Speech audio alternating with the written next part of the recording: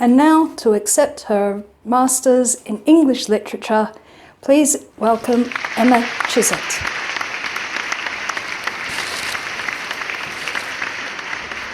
Thank you very much. It's a great honour to be here in this esteemed, glorious home of learning to receive my Masters in English Literature, though I'm not quite certain why they keep calling me Emma Chisit.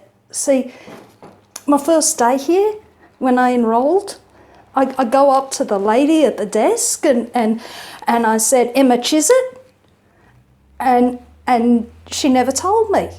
See, my name is Amy Parker, but they just keep saying Emma Chisit, and I don't know how much it is.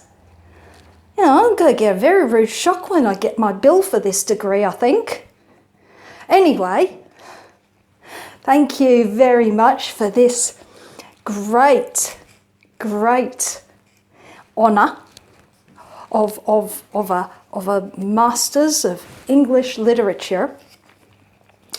And as a final act here at the University of Sydney, whereas I has been at home for the past 4 years doing my Masters of English Literature, I would like to give you a dramatic reading from Bill Shakespeare's Antony and Cleopatra, Enobarb's famous description of Cleopatra.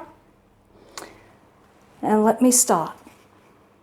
I will tell you the barge she sat in, like a burnished throne, burned on the water.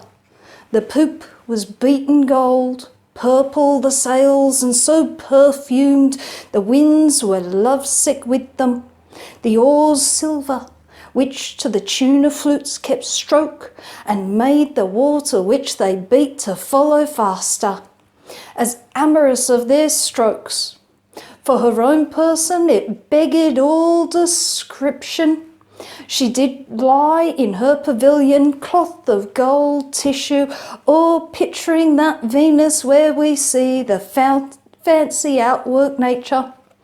On each side her stood pretty dimpled boys, like smiling cupids, with divers coloured fans, whose wind did seem to glow the delicate cheeks, which they did cool, and what they undid did. Her gentle women, like the Nereides, so many mermaids, tended her in the eyes, and made their bends adoring at the helm, a seeming mermaid steers. The silken tackle swells with the touch of those flower-soft hands that yarely flame the office. From the barge a strange invisible perfume hits the scents of the adjacent wharves. The city cast her people out upon her, and Antony, enthroned in the marketplace, did sit alone, whistling to the air, which but for vacancy had gone to gaze on Cleopatra too, and made a gap in nature. Upon her landing, Antony sent to her, invited her to supper.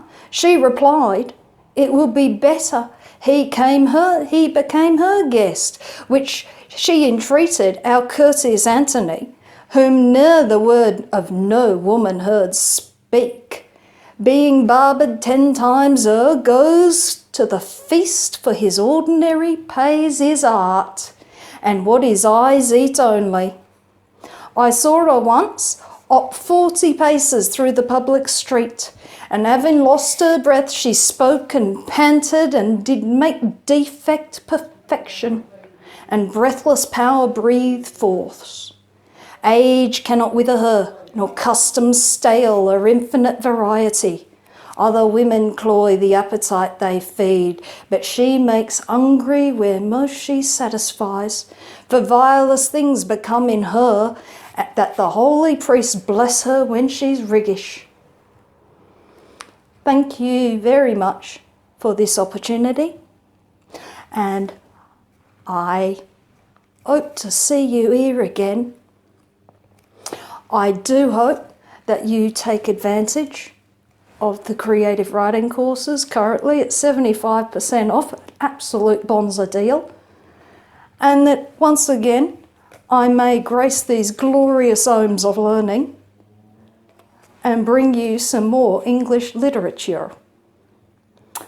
Anyway, see you later.